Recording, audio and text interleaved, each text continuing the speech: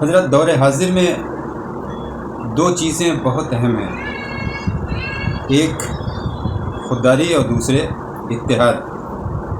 علامہ نصیر اتحادی صاحب پاکستانی کہتے ہیں کہ جب وقت آ جائے کہ ہمارا آئینہ خودداری چور ہونے لگے اور ہمارے وقار و تمکنت کے قلعے پر دوسروں کا جھنڈا لہرانے لگے تو ہم بڑھیں اور اپنی خودداری کو باقی رکھیں، چاہے جان چلی جائے لیکن آن پر حرف نہ آئے۔ یہی پیغام ہے عالم اسلام کو، اور یہی پیغام بار بار ایران کی طرف سے دیا جا رہا ہے۔ مگر اس موقع پہ میں یہ کہوں گا کہ امام حسین کا وہ خطبہ، امام حسین علیہ السلام کا وہ خطبہ یاد آتا ہے کہ ان کے پیٹ مال حرام سے، ان کے شکم مال حرام سے پر ہیں، انہیں حق و باطل کی تمیز نہیں ہو سکتی۔ دوسرے اتحاد و اتفاق۔ اتحاد نے بڑے بڑے بادشاہوں کے سر کو زیر کیا ہے، بڑے بڑے بادشاہوں کی سلطنت کو خاک میں ملایا ہے۔ اتحاد وہ شے ہے کہ جس نے امام حسین علیہ السلام کے کارنامے میں جان ڈال دی۔ جب تک مشن کی تکمیل کے لیے سرگرم اتحاد گروہ نہ ہو، باہم جماعت کا وجود نہ ہو سکے، ہم آہنگ اور ہم آواز افراد نہ ہوں، کامیابی مشکل ہے۔ 6 لاکھ لشکر ہوں یا 5 لاکھ ہوں یا 1 لاکھ ہوں یا 30,000 کی جماعت ہو، کوئی فرق نہیں پڑتا ہے۔ 72 ہی ہوں لیکن اتحاد ہو، اتفاق کی ایسی برق دلوں میں روشن ہو کہ جس سے خودی کا احساس ختم ہو جائے، سب بے خودی اتحاد میں مست ہوں، ہر فرد کی رفتار و حرکت ایک دوسرے سے وابستہ پیوستہ نظر آئے، نفاق کی درار تک نہ ہو، پھر جماعت آگے بڑھے گی اور مقصد تک ضرور پہنچے گی۔ دیکھو نا 72 تھے کربلا میں، مگر اختلاف کی جھلک تک نہ تھی۔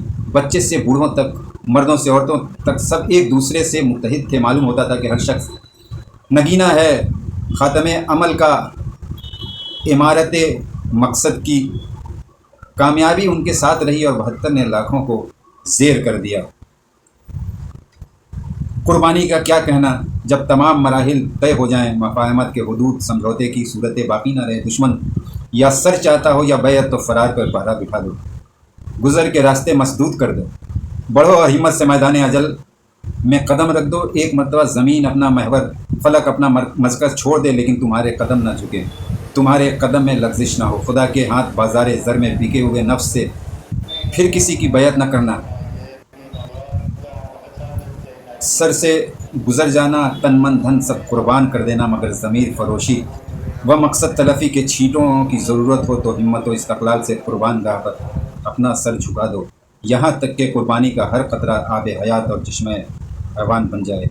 سامنے چمکتا ہوا خنجر ہو، شعلہ زن ریگستان پہلو بدل رہا ہو، خویشوں کے لاشیں بیگانوں کے پیکر خاک و خون میں آلودہ پڑے ہوں، ناموس کے لٹنے کا اندیشہ سامنے ہو لیکن پیشانی پر شکن نہ پڑے، عدم کے ہاتھوں سے حیات کا چہرہ چھپا لو، کامیابی تمہاری لاش کے قدم چومے گی، اور جو مقصد جی کر حاصل نہ ہو سکا وہ مر کر حاصل کر لو گے۔ تو اتحاد میں کتنی طاقت ہے، اور یہ نمونہ پیش بھی کیا ہے، ہمارے سامنے ہے کربلا والوں نے، کہ سب کی آواز ایک، ہم اسلام پہ قربانی دیں گے۔